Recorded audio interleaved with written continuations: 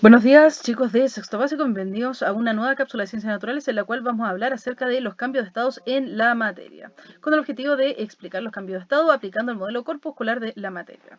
¿Qué podemos decir acerca de los cambios de estado en la materia? Que se producen cuando cambiamos el orden de las partículas de una sustancia. Por ejemplo, cuando yo tengo un sólido y le aplico calor, ¿qué es lo que va a pasar? Esas partículas que estaban todas juntas y sin moverse se comienzan a separar, y como tienen espacio se comienzan a mover, entonces la sustancia pasa de estado sólido a estado líquido.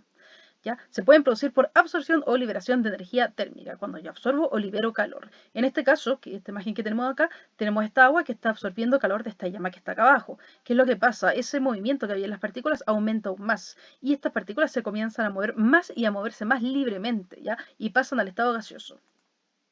Ya, cuando yo tengo una masa de agua, lo normal es que esas partículas se estén moviendo constantemente, pero si yo le aplico calor, se comienzan a mover cada vez más. Eso es lo que pasa cuando yo, por ejemplo, tiendo ropa en un día que es caluroso.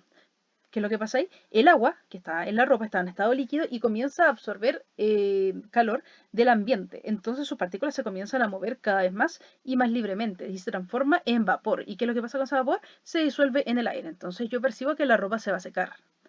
Vamos a ver los cambios producidos por la absorción de energía térmica. El primero de ellos es la sublimación, cuando una sustancia pasa directamente del estado sólido al estado gaseoso. El segundo de ellos es la fusión, una sustancia que pasa directamente del estado sólido al estado líquido. Y la otra, la vaporización. Es un líquido que se transforma en un gas. Puede pasar a través de dos formas, de la evaporación y la ebullición. ¿Cuándo ocurre evaporación? La evaporación puede ocurrir a cualquier temperatura, pero la característica que tiene es que solamente me afectará a las partículas que están en la superficie del líquido, versus la ebullición, que va a ser a una temperatura puntual. Cada material tiene una temperatura distinta de ebullición. Ya el símbolo de que nosotros estamos ebulliendo un material es que comienzan a aparecer estas burbujas. Entonces las burbujas, ¿cierto?, aparecen a lo largo de toda esta sustancia. Por lo tanto, la ebullición es un proceso que afecta a toda la masa de líquido, ya no solamente a la superficie como en la evaporación.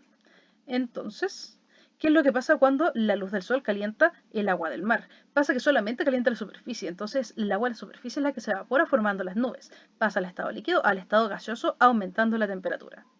Cambios producidos por la liberación de energía térmica. Vamos a hablar del primero de ellos, que es la sublimación inversa, que era lo mismo que la sublimación, pero al revés.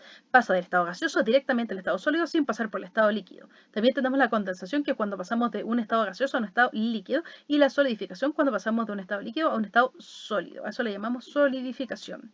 Entonces te dejo estas tres preguntas.